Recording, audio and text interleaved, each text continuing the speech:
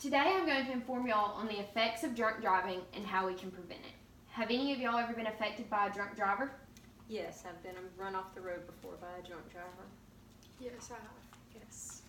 Well, with that being said, the Center for Disease Control and Prevention states that every day 29 people in the United States die in a motor vehicle crash that involves an alcohol-related driver. At the age of 21, you can blow a blood concentration level of 0.08 to be legal. Although this is true, most accidents are caused by impaired drivers. This is one death every 50 minutes.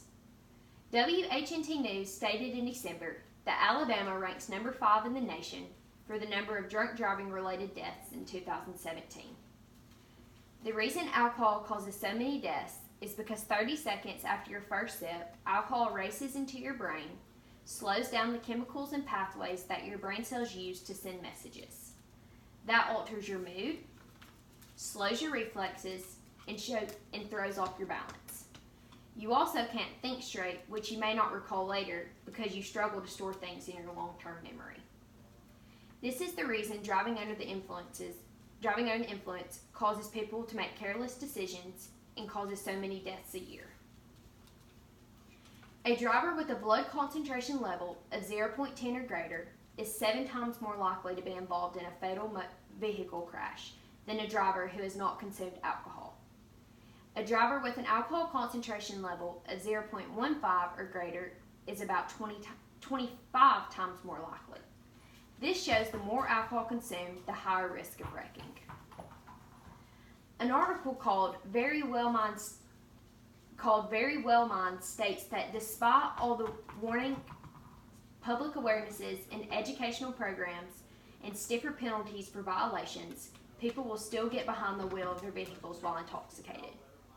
While drunk driving numbers have decreased in the past couple of decades for youths and teens, they are still at risk. Motor vehicle wrecks are the leading cause of deaths in the United States for people under age 24, with almost half involving alcohol as a factor in the crash. The Very Well Mind article also states that experiments have shown that drivers at the 0.02 level experience a decline in visual functions, their ability to track a moving object, and experience a decline in the ability to perform 2 tasks at one time. On average, a drunk driver will drive 80 times under the influence before their first arrest. With that being said, first-time offenders will suffer a total driver's license suspension for 90 days. Generally, the charge will be considered a misdemeanor offense, and you will be punished with fines, community service, and possible probation. However, other factors can change the level or nature of your charge, resulting in enhanced sentences or penalties.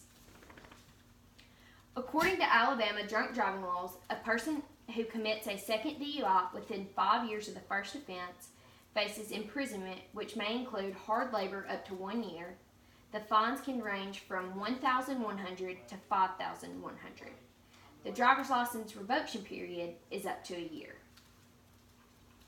On a third conviction, the offender faces a prison term.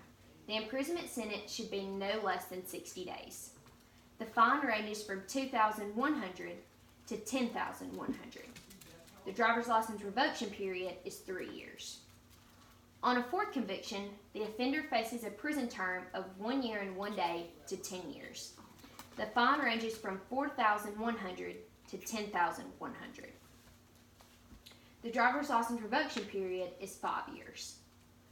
While these consequences are severe, if you kill somebody under the influence, you can be convicted of vehicular homicide and vehicular manslaughter.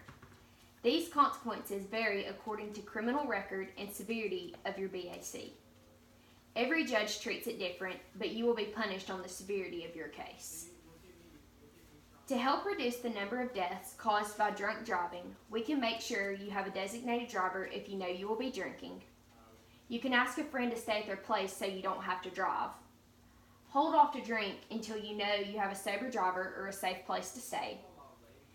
We can, as a community, if we know of a party, we can call people we know that are going to be there and let them know we can pick them up. Consider calling an Uber or a cab.